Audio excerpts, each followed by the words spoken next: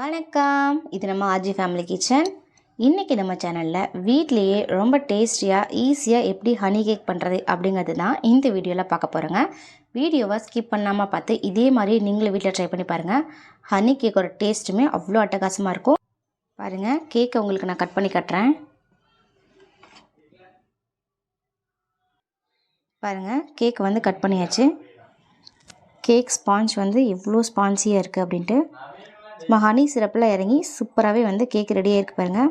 Desiccated coconut கூட நம்ம வீட்லேயே ரெடி பண்ணதான், அது எப்படி அப்படிங்கிறத கூட நான் வீடியோவில் சொல்லியிருக்கேன். வீடியோவை ஸ்கிப் பண்ணாமல் பார்த்து இதே மாதிரி நீங்கள் வீட்டில் ட்ரை பண்ணி பாருங்கள். ஹனி கேக் பேக்கரியில் சாப்பிட்ற மாதிரியே அவ்வளோ டேஸ்டியாக அவ்வளோ சூப்பராகவே உங்களுக்கு கிடைக்கும். இப்போ வாங்க இந்த சூப்பரான ஹனி கேக் எப்படி பண்ணுறது அப்படிங்கிறத வீடியோக்குள்ளே போய் பார்க்கலாம்.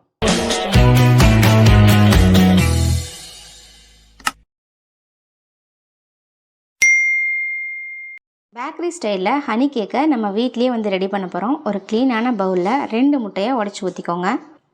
2 முட்டையை உடச்சி ஊற்றியாச்சு. இதில் 1 ஸ்பூன் அளவு வெனிலா எசன்ஸ் வந்து சேர்த்துக்கலாம். இப்போ இதில் 1 கப் அளவு பவுடர் சுகரை கொஞ்சம் கொஞ்சமாக சேர்த்து நல்லா ப்ளஃபியாக பீட் பண்ணிட்டு வந்துக்கலாம். உங்கள்கிட்ட பீட்ரு யூஸ் பண்ணி பீட் பண்ணுங்கள். ஒருவேளை பீட்ரு இல்லை அப்படின்னா நீங்கள் விஸ்கி யூஸ் பண்ணி கூட பீட் பண்ணலாம். ஆனால் வந்து இதை வந்து நல்லா பீட் பண்ணணும். விஸ்கி யூஸ் பண்ணி பீட் பண்ணிங்கன்னா ஒரு 10 நிமிஷமாவது நல்லா பீட் பண்ணணும். நான் வந்து பீட்ரு யூஸ் பண்ணி தான் பீட் பண்ண போகிறேன். ஒரு 5 நிமிஷம் வந்து பீட் பண்ணாலே போதும். அதுக்கு முன்னாடி நம்ம எந்த டின்னில் வந்து கேக் வந்து பேக் பண்ண போகிறோமோ அந்த டின்னில் பட்டர் ஷீட் போட்டு எடுத்து வச்சுக்கணும். பாருங்கள், இந்தளவு நல்லா ப்ளஃபியாக வந்து முட்டையும் சர்க்கரையும் சேர்த்து நல்லா பீட் பண்ணிக்கணும்.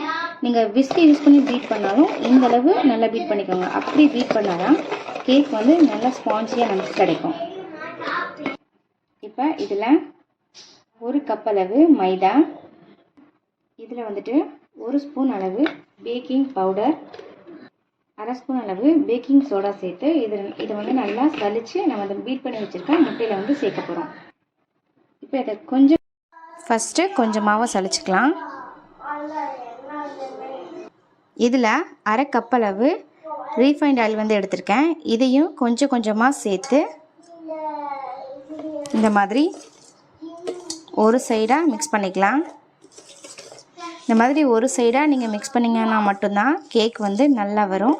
அப்படி இல்லாட்டினா கேக்கோட டெக்ஸ்சர் வந்துட்டு சரியாக நமக்கு கிடைக்காது. ஆயிலையும் 1 கப் அளவு மைதாவையும் கொஞ்சம் கொஞ்சமாக சேர்த்து மிக்ஸ் பண்ணிக்கலாம். கூடவே ஒரு 1/4 கப் அளவு பால், காய்ச்சி ஆற வச்சு எடுத்த பால், இதையும் கொஞ்சம் கொஞ்சமாக சேர்த்து மிக்ஸ் பண்ணிக்கலாம். அடுத்த பேட்ச் வந்து நான் கொஞ்சமாக வந்து சலிச்சு சேர்க்குறேன். கூடவே கொஞ்சமாக ரீஃபைண்ட் ஆயில், கொஞ்சம் பால் சேர்த்து இந்த மாதிரி ஒன் சைடாக நல்லா கலந்து விட்டுக்கிறேன். இதே மாதிரியே எல்லா மாவையும் நல்லா மிக்ஸ் பண்ணிக்கலாம். விஸ்க் வச்சு எல்லாத்தையும் மிக்ஸ் பண்ணதுக்கப்புறம் ஃபைனலாக ஸ்பேட்சில் வச்சு இந்த மாதிரி கலந்து விடுங்க.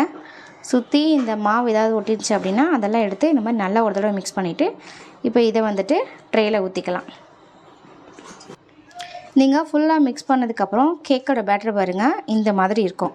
இந்த கன்சிஸ்டன்சியில் இருந்தால் தான் கேக் வந்து நல்லா சாஃப்டாக நமக்கு கிடைக்கும். ரெடியான கேக் பேட்டரை நம்ம ரெடி பண்ணி பட்டர் ஷீட் போட்டு வச்சுருக்க கேக் ட்ரேயில் வந்து இதை நம்ம சேர்த்துக்கலாம். மாவு வந்து ஆட் பண்ணதுக்கப்புறம் இந்த மாதிரி ஒரு டூத் பிக் வச்சு இந்த மாதிரி பண்ணிக்கோங்க. அப்போ தான் ஏர் பபிள்ஸ் ஏதாவது இருந்தால் ரிலீஸ் ஆகும். இந்த மாதிரி லைட்டாக 2 தடவை டேப் பண்ணிக்கோங்க. நான் வந்து வித்தவுட் ஓவனில் தான் பண்ண போகிறேன். ஆல்ரெடி ப்ரீஹீட் பண்ணி வச்சுருக்க பாத்திரத்தில், ஒரு அகலமான பாத்திரத்தில் 10 நிமிஷம் வந்து நான் ப்ரீஹீட் பண்ணி வச்சுருக்கேன்.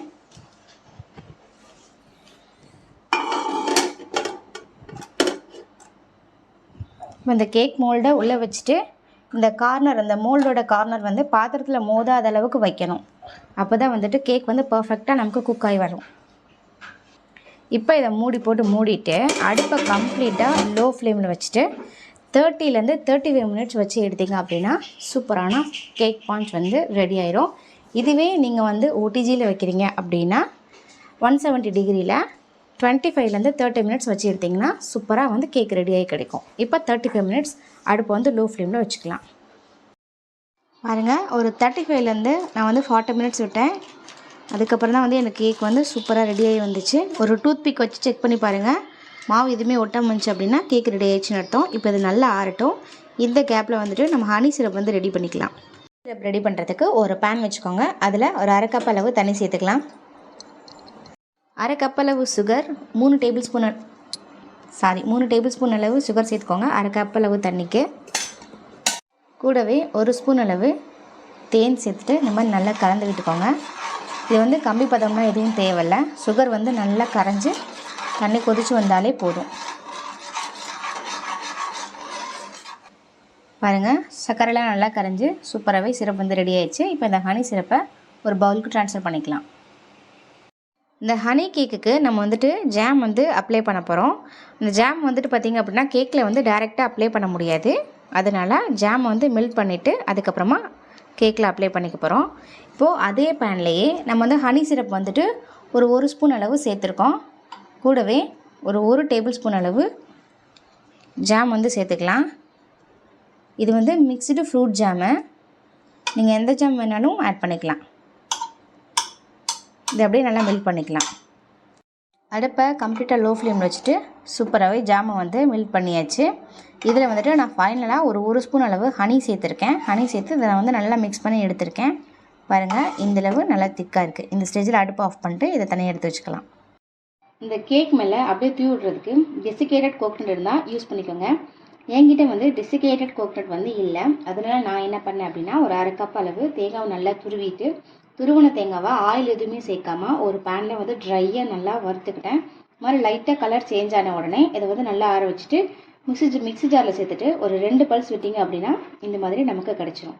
இப்போ இதை தான் வந்து நம்ம கேக்கில் வந்துட்டு மேலே அப்ளை பண்ண போகிறோம்.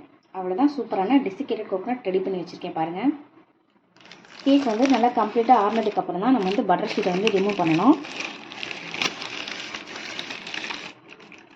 பாருங்கள், கேக் வந்து எவ்வளோ ஸ்பான்ஜியாக நமக்கு கிடச்சிருக்கு அப்படின்ட்டு. நம்ம சொன்ன மெத்தடில் இதே மாதிரி நீங்கள் ட்ரை பண்ணி பாருங்கள். உங்களுக்கு கேக் ஸ்பான்ஜு சூப்பராக ரெடி ஆகி வரும். கேக் மேலே ஹனி சிரப் வந்து ஆட் பண்ணுங்கிறதுக்காக இந்த மாதிரி ஃபோக் வச்சுட்டு எல்லா சைடும் லைட்டாக குத்தி விட்டுக்கலாம். இந்த மாதிரி சின்ன சின்னதாக ஹோல் போட்டிங்க அப்படின்னா ஹனி சிரப் வந்து சூப்பராக கேக்கில் சூப்பராக இறங்கிடும்.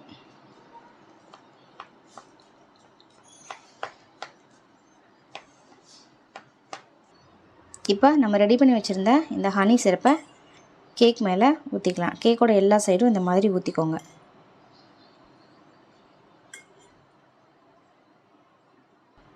இந்த கேக் வந்து ரொம்ப ஈஸியாகவும் ரொம்ப டேஸ்டியாகவும் இருக்கும். இந்த மாதிரி பேக்கரியில் போய் நம்ம வந்துட்டு வாங்கி சாப்பிட்றதுக்கு நம்ம வீட்லேயே ரெடி பண்ணி சூப்பராகவே செஞ்சு சாப்பிட்லாம். ஸோ கண்டிப்பாக நீங்கள் ட்ரை பண்ணி பாருங்கள். ஹனி கேக்கோட டேஸ்ட்டுமே வேறு லெவலில் இருக்குங்க.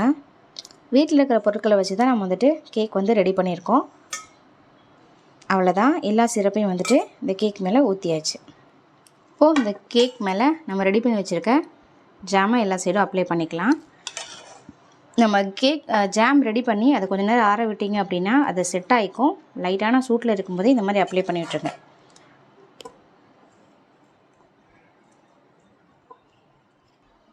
ஃபைனலாக இது மேலே அப்படியே நம்ம டெசிகேட்டட் கோகனட்டை அப்படியே தூவி விட்டுக்கலாம்.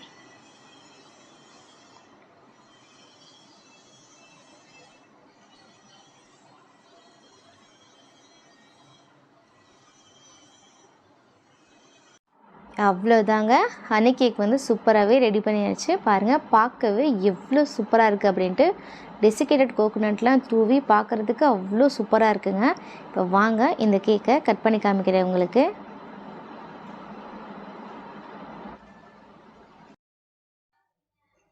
அவ்வளோதாங்க, சூப்பராக சாஃப்டாக ஹனி கேக் வந்து ரெடி ஆயிடுச்சு. இந்த ரெசிபியை நீங்கள் வீட்டில் ட்ரை பண்ணி பார்த்துட்டு இந்த கேக்கோட டேஸ்ட் எப்படி இருந்துச்சு அப்படிங்கிறத மறக்காமல் கமெண்ட் செக்ஷனில் சொல்லுங்கள். இது போல் நம்ம வீடியோக்களை தொடர்ந்து பார்ப்பதற்கு நம்ம ஆர்ஜி ஃபேமிலி கிச்சனை லைக் பண்ணுங்கள், ஷேர் பண்ணுங்கள், கமெண்ட் பண்ணுங்கள், மறக்காமல் சப்ஸ்கிரைப் பண்ணிக்கோங்க. தேங்க்யூ ஃபார் வாட்சிங்.